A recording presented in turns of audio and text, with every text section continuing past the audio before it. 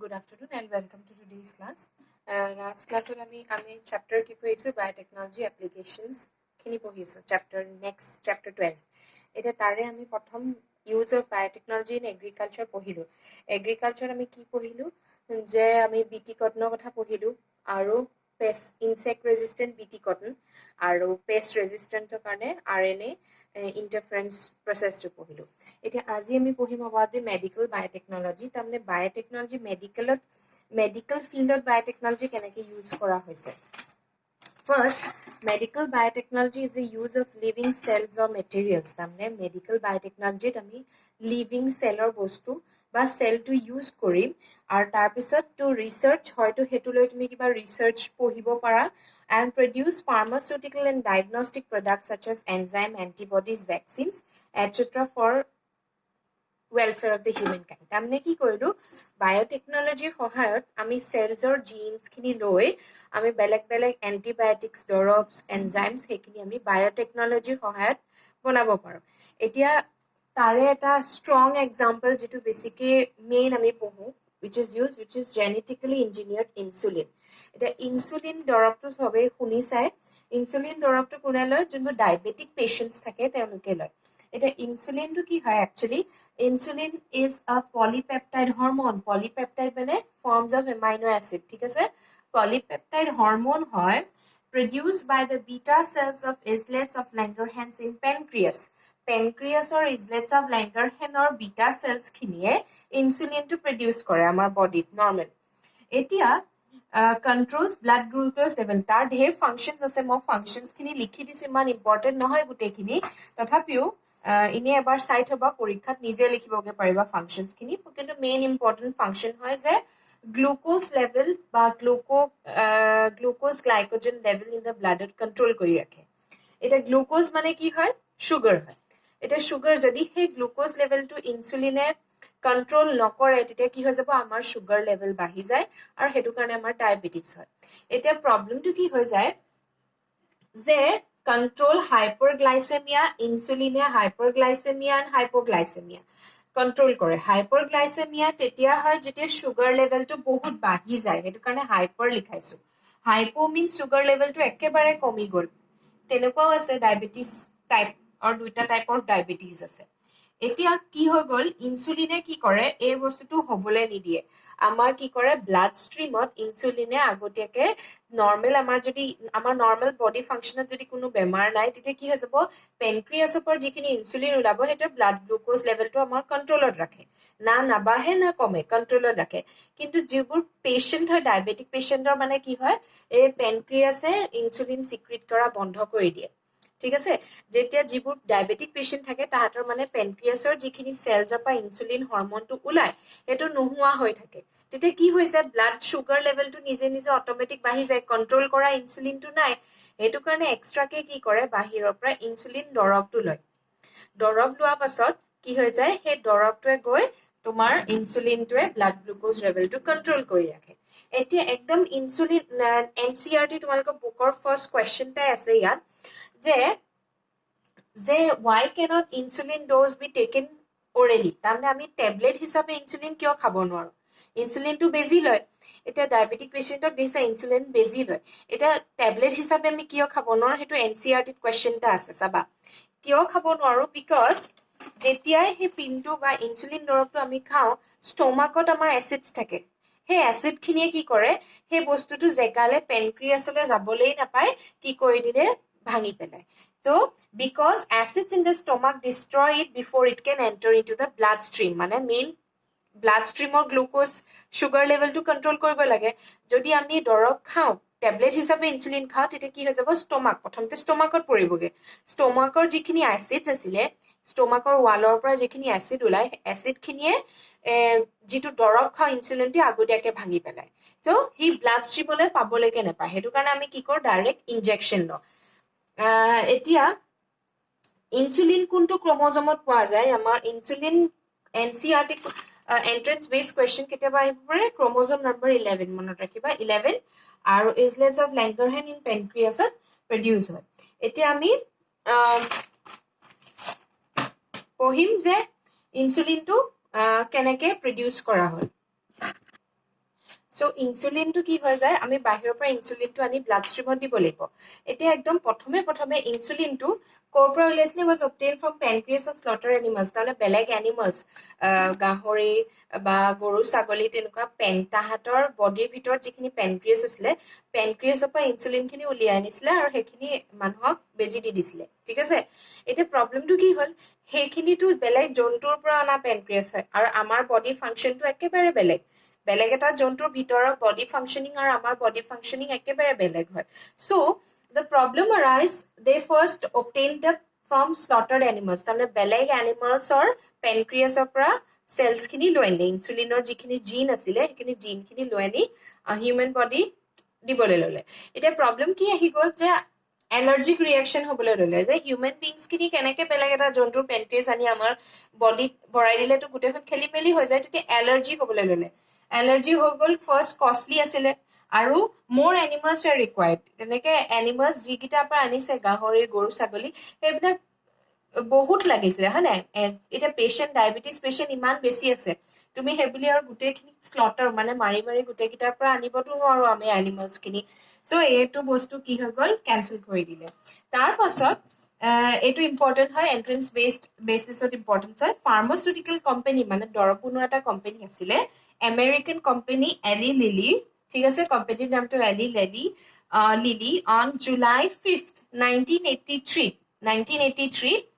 first genetically engineered insulin উলিয়াইছিলে first genetically শব্দটো genetically engineered মানে কি কৰিছিলে আগৰ প্ৰচেছটোত যেনেকৈ পঢ়িছিলোঁ তাৰমানে আমাৰ কি কৰিছিলে মই ষ্টেপটো বুজাই দিম তথাপিও এতিয়া কৈ থৈছোঁ যে আমাৰ চেলছৰ আমাৰ কি কৰিলে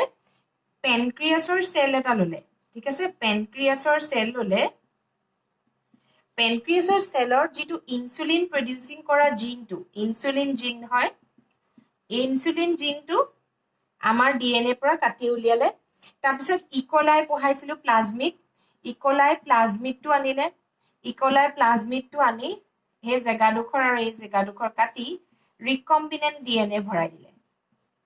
আৰ ডিএনএ তাৰমানে ইয়াত কি হৈ গ'ল সেই আমাৰ ইনচুলিন জিনটো ইকলাই মানে বেক্টেৰিয়াৰ এইটো এক্সট্ৰা যিটো থাকে সেইটোত গৈ ভৰাই দিলে ভৰোৱাৰ পাছত আকৌ এই বস্তুটোকে ইকলাই চেলছত ভৰাই দিলে তাৰমানে ইকলাই চেলছ উইথ আৰ ডিএনএ ঠিক আছে কেইবাটাও ইকলাই চেলত এনেকে আৰ ডিএনএটো ভৰাই দিলে য'ত আমাৰ জিনটো আছিলে তাৰপিছত এই বস্তুটো আগতে যেনেকে পঢ়াইছিলো এণ্টায়াৰ প্ৰচেছটো যিখিনি আছিলে সেই প্ৰচেছটো কৰি পেলাই কালচাৰ কৰিলে কালচাৰ কৰি তাৰপৰা যিখিনিত আছিলে জিনটো সেইখিনি বেলেগ কৰিলে বায়' ৰিয়েক্টৰত ভৰাই ঢেৰ কৰি দিলে PCR এপ্লাই কৰিলে তাৰপিছত কি কৰিলে আমাৰ মেইন জিনটো পাই গ'লো আৰু সেইটো দৰৱ বনোৱা কোম্পানীয়ে বনাই দিলে আৰু সেইটোত আমি কি কৰিলো ইনজেকশ্যন হিচাপে ল'ব পৰা হলো ডাইৰেক্ট আমাৰ ব্লাড ষ্ট্ৰীম আৰু যিহেতু জিনটো হিউমেন জিনৰ পৰাই লোৱা সেইটো কাৰণে আমাৰ বডিলৈকে গৈছে কাৰণে সেইটো প্ৰব্লেম নাই খালি আমাক কি লাগিলে বেক্টেৰিয়েল প্লাজমিডটো লাগিলে প্লাজমিডৰ সহায়ত আমি সেই জিনটো কেইবাটাও কপিজ বনাই দৰৱ হিচাপে ফাৰ্মাচিউটিকেল কোম্পানীয়ে বিকিবলৈ ল'লে আৰু সেইটো আমি ইউজ কৰোঁ এতিয়া আমি কেনেকে কৰিলে সেই ষ্টেপটো বুজাৰ আগত আমি বুজিব লাগিব যে ইনচুলিনৰ ষ্ট্ৰাকচাৰটো কেনেকুৱা চ' ষ্ট্ৰাকচাৰ অফ ইনচুলিনটো আমি বুজি ল'ম এতিয়া ফাৰ্ষ্ট ইনচুলিন প্ৰথমতে যেতিয়া প্ৰডিউচ হয় পেনক্ৰিয়াছ চেলছত ইনচুলিনৰ ফাৰ্ষ্টটো হয় প্ৰ' ইনচুলিনটো ফাৰ্ষ্ট ফৰ্মটো হয় তাৰ পাছতহে যিটো এক্টিভ ইনচুলিন মানে যিটো ব্লাড ষ্ট্ৰীমলৈ যায়গে সেইটো বনে প্ৰথমতে এনেকাৰ মানে পেনক্ৰিয়াছত প্ৰথমতে এনেকা ৰূপত আহে ইয়াত কি হৈ যায় প্ৰ' ইনচুলিনত 3টা পলিপেপটাইড মানে বুজিছা এমাইনো এচিড চেইন হয় এতিয়া ইয়াত প্ৰ' ইনচুলিনটো মানে যিটো প্ৰথম ইনচুলিন ওলাই সেইটো চেঞ্জ হৈ পেলাই এক্টিভ ইনচুলিনটো বনে ঠিক আছে মেইনটো পাছতহে বনে প্ৰথমতে এক্টিভটো ওলাই যেনিবা এইটো সৰু চিলড্ৰেন এইটো পেৰেণ্ট তাৰমানে এইটো মেইনটো হয় এতিয়া ইয়াত কি হ'ল 3টা পলিপেপটাইড চেইন থাকে মই একদম চিম্পলকে বুজাইছো যাতে তোমালোকে বুজি পোৱা আৰু একদম according to the NCERT book মই পঢ়াইছো সেইটো কাৰণে প্লিজ ভিডিঅ'ছবোৰ চাবা ডাউট থাকিলে সুধিবা ভিডিঅ'ছবোৰ চালে বুজি পাবা ইয়াত কি হৈছে 3টা পলিপেপটাইড চেইন থাকে first chain is call A chain এডাল A হ'ল নেক্সট B চেইন এডাল B আৰু লাষ্ট C চেইন এডাল থাকে প্ৰথমটোত C চেইন এডাল থাকে যিটো মই ব্লু কালাৰ দি মাৰ্ক কৰি দিছো this is the C chain এতিয়া যিহেতু পলিপেপটাইড হয় কেইটা এমাইনো এচিড হিচাপটো শুনি ল'বা যে A পলিপেপটাইডত 21টা এমাইনো এচিড আছে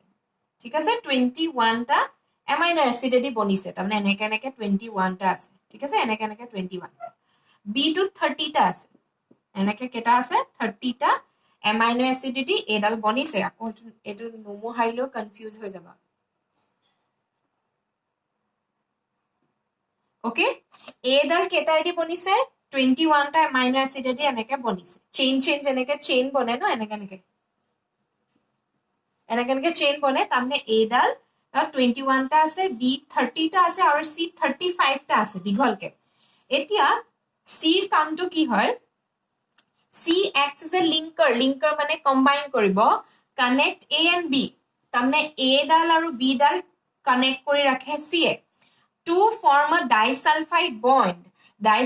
bond to form কৰে এতিয়া যেটো অ্যাক্টিভ ইনসুলিন হয় প্ৰথমতে কি কৰিব সি ডালে যেতিয়া প্ৰডিউস হয় সি ডালে এই দুইটা কাখলে লৈ নিব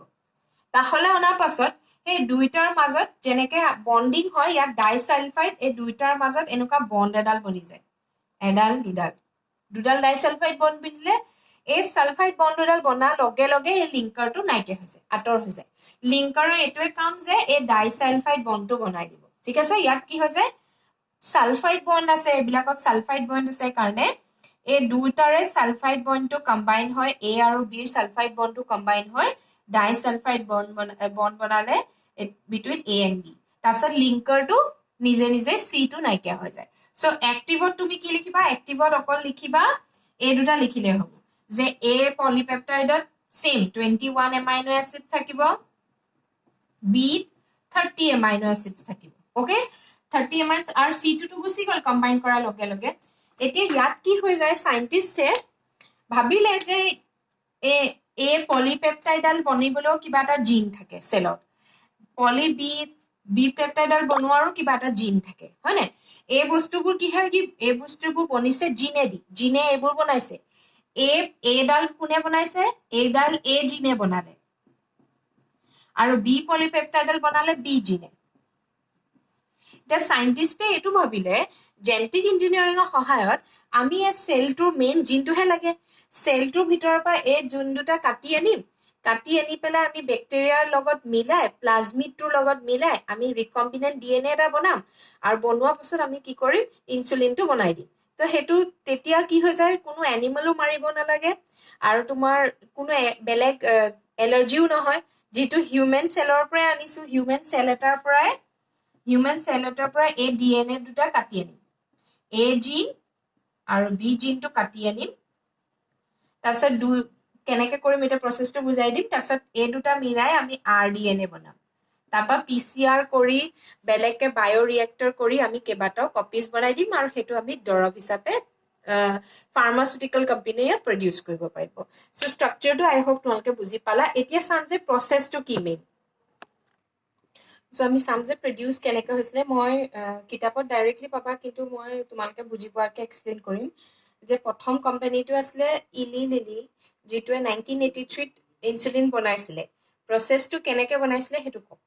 ফাৰ্স্ট আমি চালো যে আমাৰ যেটো ইনসুলিন জিন হয় তাত স্ট্ৰাকচাৰ কি থাকে এনেকে দুডাল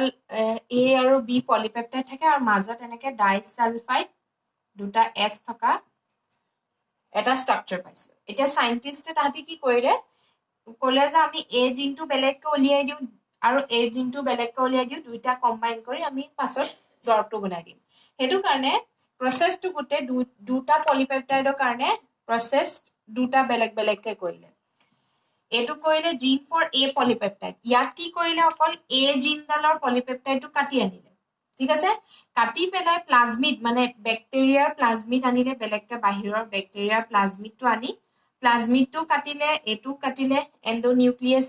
এনজাইম মই হেকিনি এটো এক্সপ্লেইন নকৰিম কাটি পেলাই দুইটাকে কম্বাইন কৰি দিলে তাৰমানে ব্যাকটেৰিয়াৰ প্লাজমিডটো লগত যিডাল এ জিন আছিল হেডাল আমি কাটি ইয়াত লগাই দিলে এটা দুইটা কম্বাইন বেলেগ হৈ গল কাৰণে আৰডিএনএ বনি গল উইথ এ জিন সিমিলাৰলি কোম্পানীটোৱে বি পলিপেপটাইডৰ কাৰণেও বি জিনডাল উলিয়াই এনেকা আৰডিএনএ উইথ বি জিন কৰিলে যেতিয়া আমি ৰিকম্বিনেন্ট ডিএনএ পাও তাৰ পাছত আমি কি কৰো আকৌ হেতু ইকলাইৰ বডিৰ ভিতৰত ভৰাই দিব লাগিব ঠিক আছে তাৰ পিছত হে বস্তুটো আৰডিএনএ টো ইকলাই যাতে কি হয় ইকলাইটোত কিয় ভৰাই দিও আকৌ যাতে হেতু নিজে নিজে তাত ডেভেলপ হয় এটাৰ পৰা দুটা তেনেকে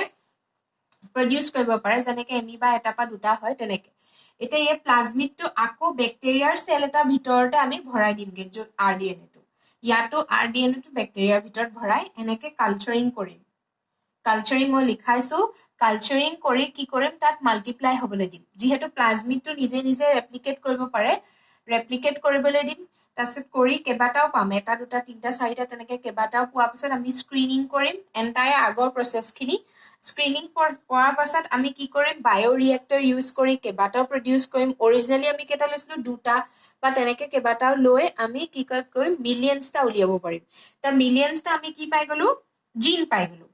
ঠিক আছে এটা ইউজ কৰিলো কিন্তু আমি কেইবাটাও জিন পাই গলো এই প্ৰচেছটোত এ জিনো কেইবাডালো পালো বি জিনো কেইবাডালো পালো ঠিক আছে এতিয়া আমি জিন দুটা উলিয়াই আনিলো জিন দুটা উলিয়ালে নহব আমি দুইটা কি হৈ যাব এ জিন আৰু বি জিন দুইটা কম্বাইন কৰিব লাগিব তেতিয়াহে ইনচুলিন বনিব তাৰপাছত আমি কি কৰিম এ জিন আৰু ইউ জি বি জিনটো তাহাঁতি সেই কোম্পানীটোৱে একেলগে কালচাৰ হ'বলৈ দিলে দুইটাকে একেলগে দি দিলে যাতে দুইটাৰ মাজত কি বনে ডাইসালফাইড বণ্ডটো বনে এনেকুৱা এটা ষ্ট্ৰাকচাৰ বনিলে ডাইসালফাইড বণ্ড আৰু সেইটো যিটো ইনচুলিন উলিয়ালে সেইটো ক'ৰ পৰা উলিয়ালে হিউমেন ডিএনএ ডালৰ পৰা উলিয়ালে আৰু হিউমেনৰ কাৰণে সেই ইনচুলিনটো হিউমুলিন বুলিও কয় HUMULIN হিউমুলিন বুলিও কয় তো এণ্টায়াৰ এইটো প্ৰচেছ সেই কোম্পানীটোৱে ফাৰ্ষ্ট উলিয়াইছিলে এতিয়া পৰীক্ষাত ইমানখিনি এক্সপ্লেইন নকৰিব নালাগে পৰীক্ষাত কি কৰিবা মই সেইটো কৈ দিম সো আগৰ প্ৰচেছটো প্ৰথমতে সেই কোম্পানীটোৱে কি কৰিছিলে লিখাইছিল বুজিবলৈ তোমালোকে যদি বুজি পোৱা কাৰণ কিছুমান ৰেফাৰেন্স কিতাপত সেইটো পাবা যে সেই কোম্পানীটোৱে কেনেকৈ কৰিছে এ জিন বেলেগকে কৰিছিলে বি জিন বেলেগকে কৰিছে পাছত তোমালোকে ডাউট থাকিব কিছুমান ৰেফাৰেন্স কিতাপত তেনেকে পাবা কিন্তু পৰীক্ষাত লিখিবলৈ হলে এনেকে লিখিলেও হ'ব ইয়াত কি হ'ব কিছুমানত এনেকে সিম্পলকে পাবা মই সেইটো কাৰণে এক্সপ্লেইন কৰি দিলো এতিয়া আমি জেনাৰেল আমি কি কৰিম প্লাজমিড ডিএনএটো উলিয়াম বেক্টেৰিয়াৰ পৰা আৰু মেইন এইটো হিউমেন সেল মানে আমাৰ পেনক্ৰিয়াছৰ যিটো সেল এটা ললে সেলটোৰ ভাগত যিটো জিনে ইনচুলিন বনায় ঠিক আছে সেই ইনচুলিন বনোৱা জিনটো উলিয়াই আনিলে হল ইয়াৰ বেক্টেৰিয়াটোৰ লগত কম্বাইন কৰিব লাগিব এই প্লাজমিডটোৰ লগত এই প্লাজমিডটো কাটি আনিলে কাট উইথ ৰেষ্ট্ৰিকশ্যন এনজাইম দুইটাকে কি ৰেষ্ট্ৰিকশ্যন এনজাইমে কাটি আনি এই গেপটো হৈ গ'ল আৰু ইয়াৰ এই গেপটোত এই ডিএনএ ডাল যিটো ইনচুলিন ডিএনএ আছিলে সেইডাল কম্বাইন হৈ গ'ল এডাল ব্লু দিছো এটা ব্লেক দিছো এতিয়া এইটো কি বুলি কয় ৰিকম্বিনেন্ট ডিএনএ আৰু সেই ৰিকম্বিনেন্ট ডিএনএত কি আছে ইনচুলিন জিনটো আছে এতিয়া ইনচুলিন জিনটো আমি কি কৰিব লাগিব introduction of rDNA into bacterial cell তাৰমানে এইটো সিধাই আমি খাব নোৱাৰো বা দৰৱ বনাব নোৱাৰি সেইটো আকৌ আমি বেলেগ এটা যিহেতু এইটো মেইন অৰিজিন ক'ত আছিলে এটা বেক্টেৰিয়া আছিলে তাৰমানে সি বেক্টেৰিয়াটোৰ ভিতৰতহে সি ডাঙৰ হ'ব পাৰিব এটা বা দুটা হ'ব পাৰিব তেনেকুৱা সেইটো কাৰণে আমি কি কৰিম আকৌ এই বস্তুটোৱে বেক্টেৰিয়েল সেল বেলেগ এটাত ভৰাই দিম ঠিক আছে যাতে ইয়াৰ পৰা মাল্টিপ্লাই হয় এতিয়া আমি কি কৰিলো বেলেগ এটা বেক্টেৰিয়েল জিনত নিজৰ ডিএনএ ডাল থাকিবই আৰু জানো নিজৰ ডিএনএ আৰু এইটো থাকিব ইয়াত আমি এইটো অতৰাই পেলাই আমি কি কৰিম যিটো আৰডিএনএ বনাইছিলো সেইটো ইয়াত ভৰাই দিলো এইটো কি বনি গ'ল ৰিকম্বিনেন্ট বেক্টেৰিয়াম বনি গ'ল এই বেক্টেৰিয়া যিহেতু আমি এই ৰিকম্বিনেন্টটো ভৰাই দিলো সেইটো কাৰণে ৰিকম্বিনেন্ট বেক্টেৰিয়াম বনি গ'ল এতিয়া ইয়াৰ পাছত আমি কি কৰিম এই বস্তুটো ডাঙৰ হ'বলৈ আমি এটা ফাৰ্মেন্টেশ্যন টেংকত দিম ফাৰ্মেন্টেশ্যন টেংক মিন্স তাত আমি নিউট্ৰিয়েন্টছখিনি দিম তাৰমানে ডাঙৰ হ'বলৈ যিখিনি ফুড লাগে সেই ফুডখিনি তাত থাকিব তেতিয়া আমি দেখিম যে এটাৰ পৰা কি হৈ যাব মাল্টিপ্লাই এটাৰ পৰা দুটা বনিলে ঠিক আছে এটাৰ পৰা দুটা বনিলে তেনেকে কেইবাটাও ইয়াত ইকলাই মাল্টিপ্লাই কৰি produce human insulin in the fermentation tank তাৰে মই এটা আঁকি ইয়াত দেখুৱাই দিছো ইয়াত কি আছিলে এই ৰিকম্বিনেন্ট ডিএনএটো আছে দেখিছেনে ব্লু আৰু ব্লেক কালাৰ ৰিকম্বিনেন্ট ডিএনএটো আছে আৰু অৰিজিনেল তাৰ ভাগৰ ডিএনএ আছে এইটো কাম নাই এইটো নিজৰ কাম কৰি আছে আমাক মেইন কাম এইটো এতিয়া ইয়াৰ পৰা কি হয় যিহেতু কি হয় এই জিনটোৱে কি প্ৰডিউচ কৰিব ইনচুলিন প্ৰডিউচ কৰিব তাৰমানে ইয়াৰ থকা জিনখিনি এইখিনি মই ডট কেইটা যে আঁকি দিছো সেই ডট কেইটা হৈ গ'ল হিউমেন ইনচুলিন ঠিক আছে এতিয়া আমি এটা লৈছিলো এটাৰ পৰা আমি কেইবাটাও পালো আকৌ সেই কেইবাটাও পৰাও এনেকে কেইবাটাও ইনচুলিন ওলালে তাৰমানে আমি কেইবাটাও মিলিয়নছটা ইনচুলিন পাই গলো এতিয়া সেই ইনচুলিনটো আমি উলিয়াই পেলাই এক্সট্ৰেকশ্যন কৰিম বায়'ৰিয়েক্টৰৰ সহায়ত এক্সট্ৰেকশ্যন কৰিম পিউৰিফিকেশ্যন মানে চফা এইবোৰ প্ৰচেছ আছে পিউৰিফিকেশ্যন কৰিব আৰু তাৰপিছত এনেকে ইনচুলিনৰ যেনেকে বেজি দিয়া এনেকে হেৰিটো পায় টেমাটোত হিউমেন ইনচুলিনত সেইটো ভৰাই দিব ঠিক আছে সো আমি কি হয় এন্টায়াৰ প্ৰসেছটো বুজি পালো আৰু এতিয়া কি হৈ যাব হেতু আমি ইনজেকশনৰ থ্ৰু দি আমি লব পাৰিম ব্লাড ষ্ট্ৰীমত সো আই হোপ আজি ক্লাছটো বুজি পালা যদি কিবা ডাউট থাকে সুধি লবা থ্যাংক ইউ